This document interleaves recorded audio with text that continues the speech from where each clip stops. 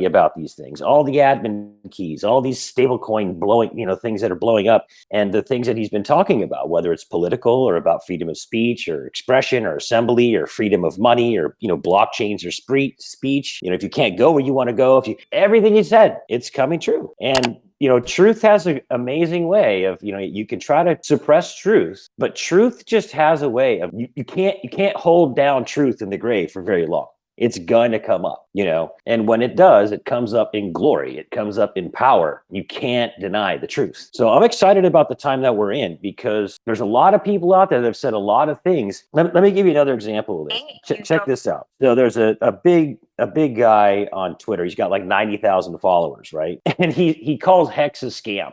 So I'm like, look, you can't just say these things about Richard and about Hex without actually coming with some information. Like no credible individual says this is this or this is that, and then doesn't give you the information. So he responds back to some of the individuals who were pressing him. This is what he said. This is regarding Hex is a scam, and he talks about how Bitcoin is not a scam. And this is what he says. He says, you don't get it. The inflation rate, talking about Bitcoin, is not the issue. The issue is where value is created or not created in the system. There is zero economic value created in the Hex ecosystem. The price of Hex staying above 0.0001 cents depends entirely on recruiting new money to the scam.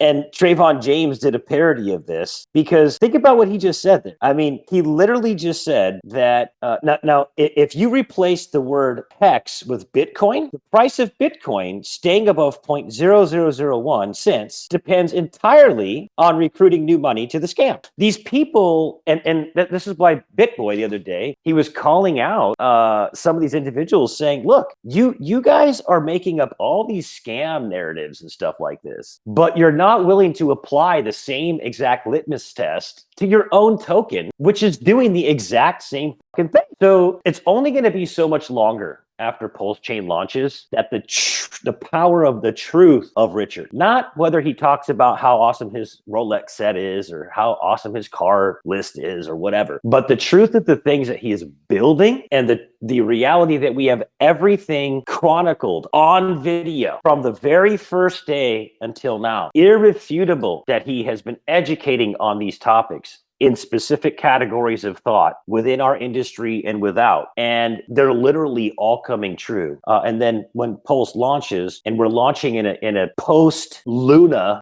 rug pull, where you can literally have a rug pull, right?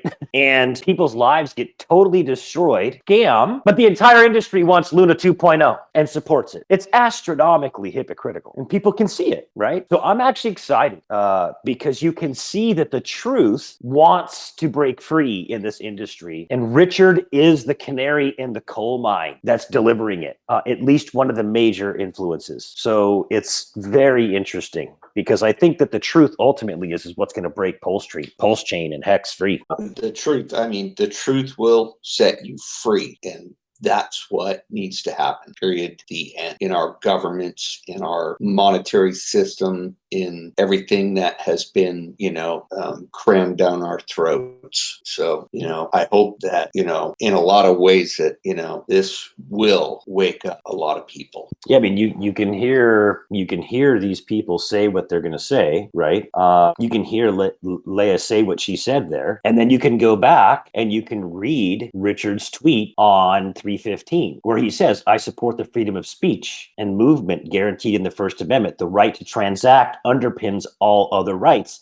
You can't use the right to assembly if you can't buy a ticket. You can't use your right to speech if you can't buy a stamp or an internet connection. I mean, he's been saying this over and over and over again, So I just think it's super powerful, because as much as people may not like certain things Richard does, the things that he teaches on a higher level, right? The educational pieces, not his personal proclivities, which should remain his personal proclivities. And he has every freaking damn right to have them, okay? Even God himself doesn't remove them. So you don't have to like Richard's proclivities to understand that he's preaching the truth about the things that he's educating people on. And that's what I'm excited about, because I don't see anybody else in the industry doing it. And so when Pulse launches and that ethic transposes into the things that he's built, I think it's going to resonate with a whole shitload of people.